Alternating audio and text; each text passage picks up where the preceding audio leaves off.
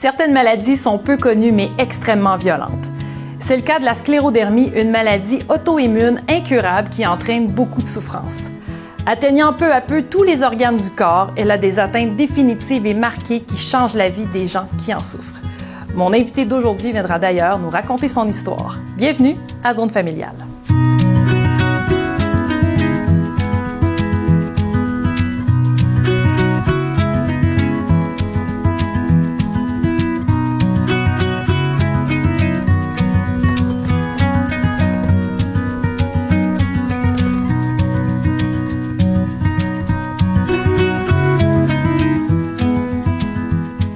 Mon nom, c'est Marie-André. Je viens vous parler aujourd'hui de la sclérodermie systémique, qui est une maladie qui est méconnue. Alors, je viens vous parler de mon histoire à moi. Marie-André, vous êtes atteinte de sclérodermie depuis quelques années.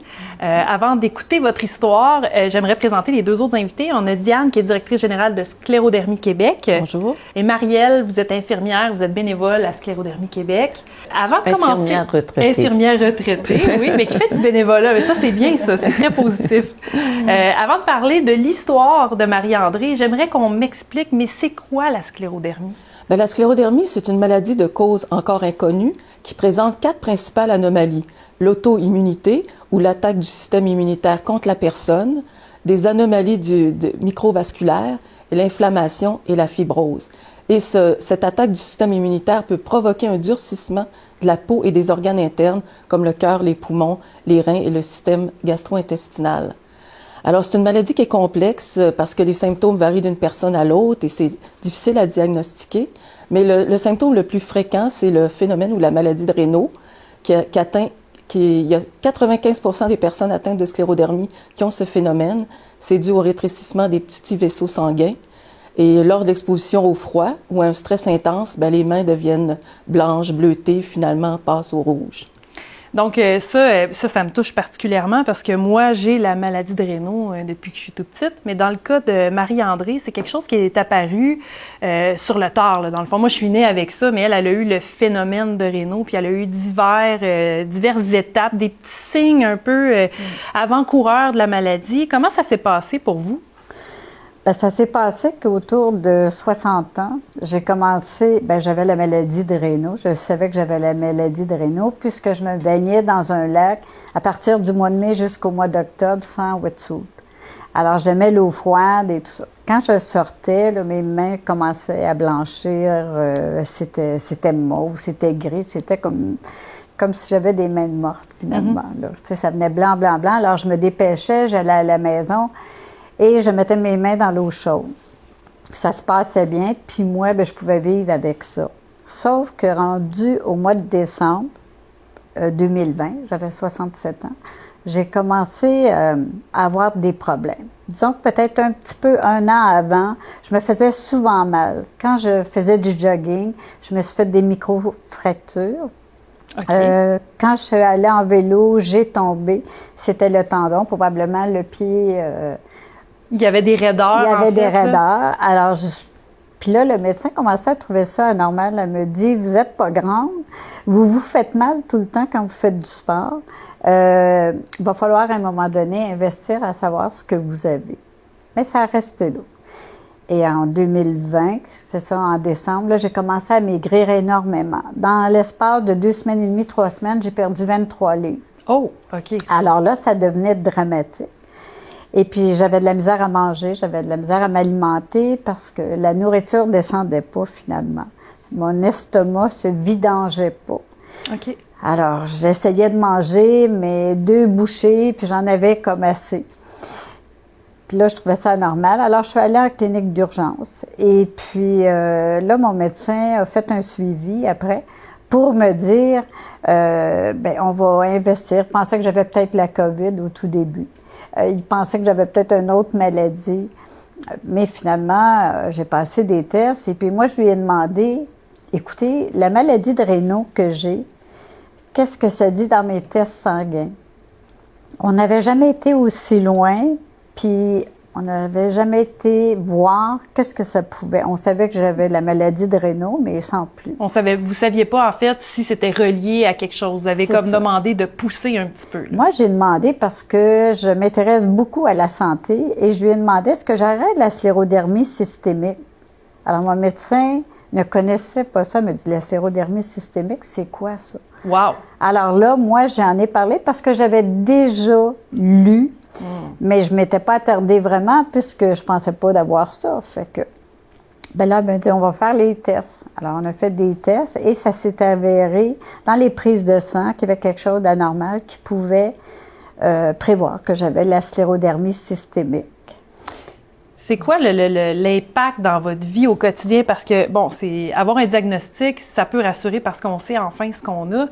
Mais quand c'est la sclérodermie, tu sais, vous l'avez dit, c'est quelque chose d'hyper complexe, en fait, puis ça a quand même des grosses atteintes à long terme, là. Bien, c'était beaucoup d'inquiétude parce que quand on ne sait pas ce qu'on a, parce que c'est pas du jour au lendemain qu'on sait ce qu'on a, j'ai dû attendre jusqu'au mois de mars.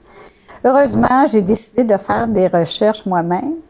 Et j'ai rencontré une personne extraordinaire, c'est-à-dire j'ai parlé à une personne extraordinaire qui est M. Gaétan Barry, parce que j'ai dit, il doit y avoir une association qui s'appelle la sclérodermie, comme la plupart des maladies connues, oui.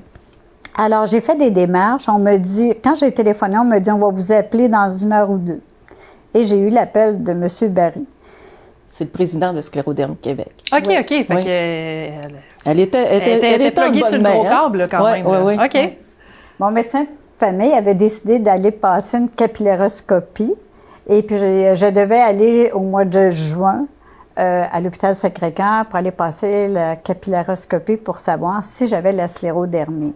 Sauf que je trouvais ça très long, de décembre au mois de juin. Alors, j'ai communiqué avec M. Barry, qui, lui, m'a dit où téléphoner, à quel département. Et le lendemain, j'avais un rendez-vous au CHUM. Le lendemain. OK, attends, parce que quand on se demande pourquoi il faut faire affaire avec des organismes, des associations, je pense qu'on a la réponse, là. Tu sais, je veux dire, vous êtes vraiment des spécialistes, là. Vous connaissez ça, là. Oui, c'est sûr qu'on a une très grande connaissance parce que grâce à la collaboration de professionnels de la santé puis de médecins spécialistes, on fait rédiger, par exemple, des fiches éducatives sur différents symptômes, traitements et des soins sur différents sujets liés à la sclérodermie. Alors, et il y a notre site web qu'on vient juste de renouveler qui est facile à naviguer, qui comprend des articles scientifiques de grande qualité.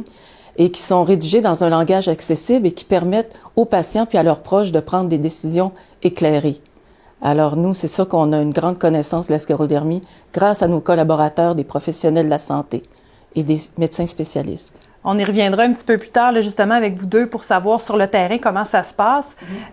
Donc, Marie-André, là, vous avez communiqué avec lui, vous avez eu votre rendez-vous. Oui, je suis allée passer une capillaroscopie pour aller voir les petits vaisseaux sanguins, les capillaires. Et tout de suite, le médecin, quand il m'a vu dans la salle d'attente, il savait que j'avais la sclérodermie. Ah, mon Dieu! Oui, avec les vaisseaux sanguins qu'il voyait, les capillaires. Alors, mais moi, j'ai dit peut-être vous vous trompez, là. Je pensais qu'il se trompait parce que j'ai jamais été malade, je suis en bonne santé. Bon, finalement, il me dit, je vais vous donner de la documentation, puis lisez ça. Ce que ça me fait, c'est que ça a enlevé quand même un poids sur mes épaules. Même si on sait que c'est une maladie grave, même si on sait qu'il n'y a pas de traitement, ça l'a enlevé quand même parce que je me disais, est-ce que j'ai le cancer des os? Est-ce que j'ai le cancer? Parce que j'avais mal partout. En fait, vous avez compris ce que vous aviez. Oui, on a mis un mot sur ce que exactement. j'avais. On a mis un mot sur ce que j'avais comme maladie, puis moi, ça me rassurait.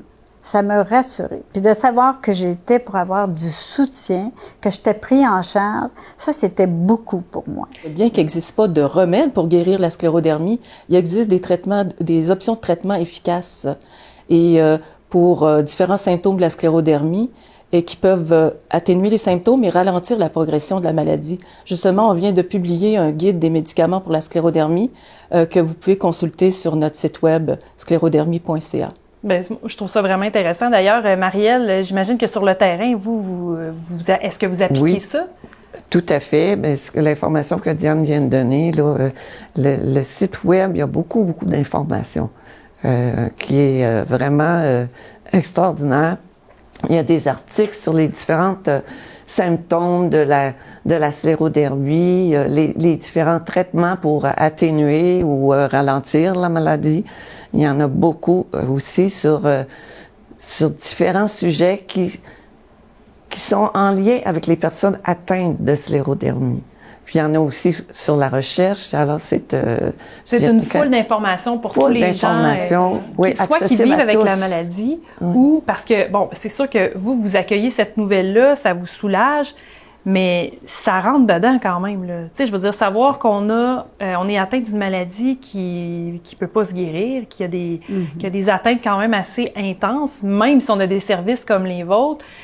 Ça doit pas être facile à accueillir comme nouvelle, ça. Comment on se sent quand on... Ah, c'est pas facile, c'est sûr. Il y a un peu de colère parce que quand tu as toujours fait attention à ta santé, tu t'entraînes, tu bouges, tu manges bien.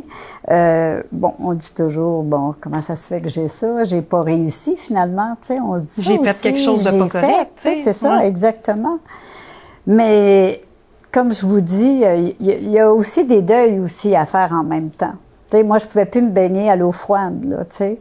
C'était quelque chose que vous aimiez, là? Que j'adorais. Mais ça, je pouvais plus le faire. Il y a des choses que je pouvais plus faire. Et comme j'avais perdu tellement de poids, j'avais aussi très froid. J'avais froid, j'étais tout le temps. Et je m'habillais. Je mettais des couches et des couches pour me cacher parce que je m'aimais pas comme ça. J'avais plus de masse musculaire. J'ai tout perdu, là. Wow! Ah, vraiment, là. Je vous dis, j'avais de la misère à m'asseoir sur une chaise. C'est incroyable. J'étais obligée de mettre un coussin parce que j'étais trop petite. J'avais mal partout. Mais là, ça fait quand même pas si longtemps que vous avez appris la nouvelle. Tu sais, là, on le voit, vous semblez en parfaite santé, toute pimpante. Là, vous avez repris du poids, j'imagine. Vous vous sentez mieux dans votre peau. J'ai repris peut-être 18 livres. Oui, c'est ça. Donc, ça a l'air de bien aller, mais il y a quand même des choses qui s'en viennent dans le futur, puis il faut se préparer à ça. Puis pour en parler, on va prendre une petite pause. On va en discuter après la pause avec nos deux intervenantes qui vont pouvoir nous dire comment on gère ça quand on apprend une nouvelle comme ça.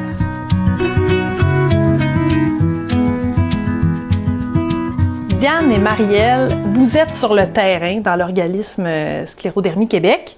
Donc, vous avez à accompagner des gens comme Marie-André quand ils ont un diagnostic de sclérodermie. Comment ça fonctionne quand on accueille ces gens-là au sein de l'organisation? Nous, premièrement, on leur transmet un kit d'information qui contient notre bulletin, qui est une publication biannuelle qui comprend des fiches éducatives sur différents sujets liés à la sclérodermie. Et on leur donne de l'information sur à partir des fiches éducatives. Et on leur fait connaître les principales complications graves de la sclérodermie. C'est très important qu'ils soient attentifs aux signaux d'alarme. Et on leur recommande de travailler étroitement avec leur médecin pour diminuer les risques de complications graves comme l'hypertension artérielle pulmonaire, la fibrose pulmonaire, la crise rénale sclérodermique.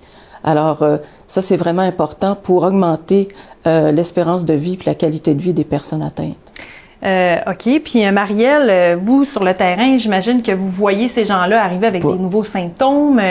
Pour ma part, je dois dire que actuellement, je ne suis plus impliquée directement auprès des personnes atteintes, mais je l'ai été pendant une dizaine d'années. Et quand on les accueille à ce moment-là, je dirais, chaque personne est différente dans la façon de vivre la sclérodermie. Pas juste la façon de vivre dans son identité, si on peut dire, mais aussi dans les manifestations, les symptômes qu'elle présente. Alors, la façon de les accueillir, c'est de voir aussi, en premier lieu, c'est de, lui faire connaître les ressources, mais avant de faire connaître des ressources plus spécifiques qui pourraient l'aider, cette personne-là, selon le problème qu'elle présente. Évaluer un peu sa situation. C'est ça. Puis, par la suite, l'orienter vers les ressources appropriées. Mais je ne sais pas aussi si ce serait le moment aussi de parler des groupes de soutien qui sont animés par des personnes ressources. Ces personnes ressources-là ce sont des bénévoles, mais avec, je dirais, qui ont une formation.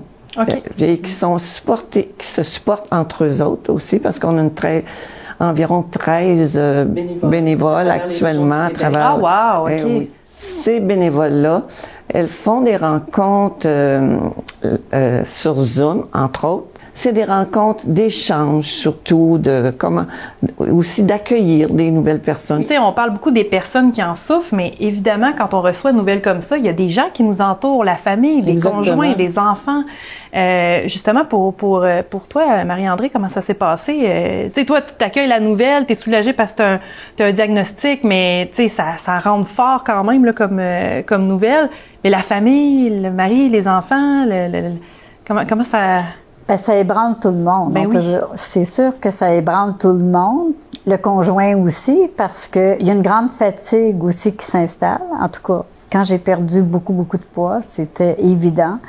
J'avais de la misère à monter les escaliers, tout ça, monter au 2e étage. Et bon, alors moi, je me sentais comme un petit peu coupable avec...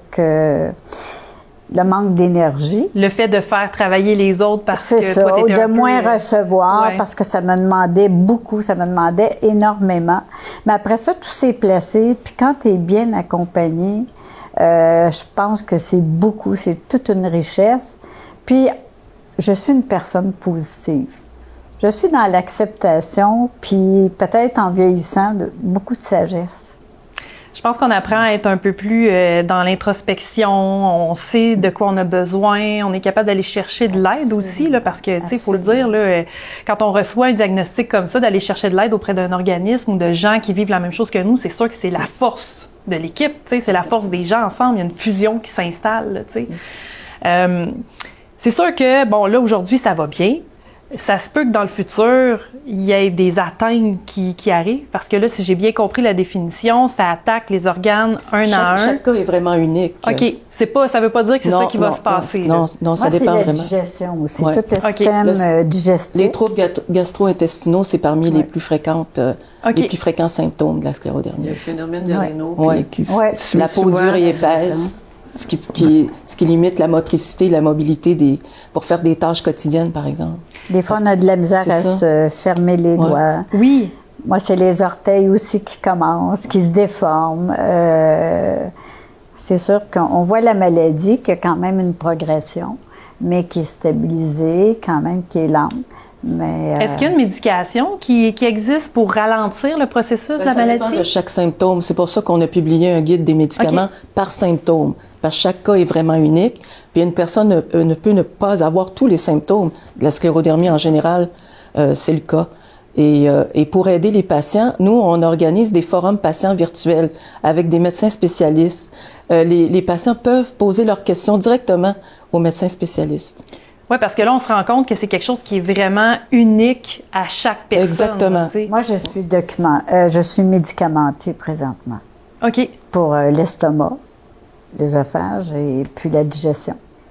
Donc, ça vous permet d'avoir une vie relativement normale. J'ai quand même du reflux, parce que beaucoup le reflux. Oui, le reflux, les brûlements d'estomac, difficulté à avaler, c'est parmi les principaux symptômes. Ouais. Dans les gens qui viennent voir à Sclérodermie Québec, est-ce que, moi je pourrais poser ma question, la maladie peut s'étendre sur combien d'années? L'espérance de vie, en général, c'est légèrement inférieur à la population normale. Mais il y a des cas, quand c'est une forme plus agressive, plus la sclérodermie diffuse, avec des complications graves, bien, l'espérance de vie peut diminuer, mais elle peut être aussi plus grande parce que chaque cas est vraiment unique, comme c'est le cas dans bien des maladies.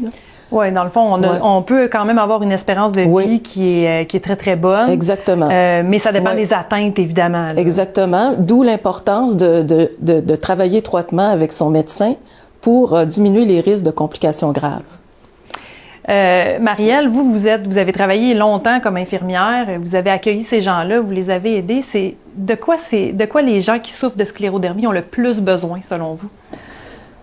Ce qu'ils ont besoin, c'est souvent, je dirais, le support de leur entourage. Je pense que ça, c'est quelque chose qui est important. Ils ont besoin, surtout dans les premiers temps, ils nous demandent beaucoup d'informations. Ça, c'est comme... ils veulent savoir, là, ils veulent savoir qu'est-ce qui va m'arriver. Et là, ils ont besoin, je pense aussi, d'être un peu rassurés face à ça, parce que, comme je disais tout à l'heure, c'est tellement différent d'une personne à l'autre. Si on mettait tous les symptômes en même temps, les problèmes pulmonaires, les problèmes rénaux, c'est rare. C'est ça. Il faut pas aller sur Internet. Non, il faut y aller. Sur notre site remarquez que pour vous, ça a été quand même utile parce que vous avez presque eu votre diagnostic vous-même. Oui, mais j'ai recherché, mais je veux dire, il ne faut pas aller voir les images. Qu'est-ce que c'est la sclérodermie? Parce qu'on ne met pas de photos de personnes atteintes parce que chaque cas est différent. Je dirais, là, oui, c'est ça. Parce que sinon, ça peut faire peur, parce que tout est présenté en bloc, si on peut dire, tous les symptômes. C'est pas vrai que tout le monde va avoir ça. Non. Puis c'est de réussir à composer le mieux possible avec le symptôme que la personne présente et de l'orienter vers la ressource qui va être le plus appropriée par rapport à ces malaises-là. Souvent, c'est le médecin spécialiste, que je dirais, le rhumatologue, qui sont vraiment les personnes les mieux équipées, là, si on peut, les mieux outillées, c'est-à-dire, ce serait peut-être mieux comme terme. Tu sais, quand je vous écoute parler, je me rends compte que la première chose à faire quand on a une problématique comme ça, c'est justement d'en parler. De poser des questions, de s'informer. Tu sais, oui, l'Internet, c'est bien pour essayer de trouver des ressources, mais un coup qu'on a trouvé la ressource, on a accès à toute cette information-là. Oui. Marie-André, dans le futur, est-ce qu'il y a des choses, est-ce qu'il y a des projets qui ont changé dans votre vie, tu sais? Bien, les projets qui ont changé, c'est que si j'ai le goût de faire quelque chose, j'attendrai pas, je dis pas « j'aurais donc dû faire » ou quoi que ce soit, je le fais. Aussi, je me respecte énormément. Maintenant, je me suis choisie dans le sens que si je suis trop fatiguée, ben, je vais dire que je vais remettre les choses aussi, parce que des fois, il y a une fatigue qui est intense, et puis je me respecte là-dedans. Je travaille en collaboration, moi, avec les médecins. Je pense qu'on a une responsabilité aussi de s'occuper de notre dossier. Parce que les médecins sont excellents, mais ils n'ont pas... Ils sont très occupés. C'est pas juste qu'ils sont très occupés, mais ils n'ont pas une boule de cristal. C'est qu'il faut les documenter, il faut leur dire qu'est-ce qu'on a. Alors moi, je note. Et puis, on fait équipe ensemble. Exactement. Je laisse pas juste les médecins décider. Je veux parler puis je veux connaître. Moi, j'ai le goût. Je suis la personne concernée. Alors, je veux savoir ce que j'ai puis qu'est-ce que ça va faire, ce médicament-là et tout ça. Je pense que c'est essentiel ce que tu viens de dire. Préparer son rendez-vous médical. Oui. Le préparer d'avance, c'est souvent une bonne façon parce que quand tu arrives devant un spécialiste, des fois, tu sais plus, là, parce que le médecin est intéressé, quand il te sent intéressé, c'est ça. Ben, pour lui, il va t'en donner plus. Il va t'en donner plus. Mais c'est un travail d'équipe, en fait. Oui, c'est pas parce qu'on est malade qu'il faut pousser ça dans la cour du médecin. Je trouve que c'est une très bonne attitude, en fait. Là. Vous le dites, vous êtes très positive, mais ça paraît. Puis là, écoute, le temps passe super vite. C'est tout le temps qu'on avait aujourd'hui. Mais je pense que le plus important à retenir dans toute cette entrevue-là, c'est que la sclérodermie, même si c'est un diagnostic qui est très difficile à avoir, quand on a des bonnes ressources, qu'on est bien entouré, qu'on se connaît bien, qu'on fait tous les efforts qu'il faut puis qu'on s'écoute, on peut très, très bien s'en sortir et avoir une belle vie. Et moi, je peux juste vous dire qu'à chaque jour, je remercie la vie. Puis c'est très ressenti. Je remercie la vie. Tout est plus vert, tout est plus beau, Puis c'est vraiment pensé. Bien, merci beaucoup. C'est vraiment inspirant de vous entendre. Merci beaucoup, mesdames. Ça fait plaisir. Merci de l'invitation. Merci.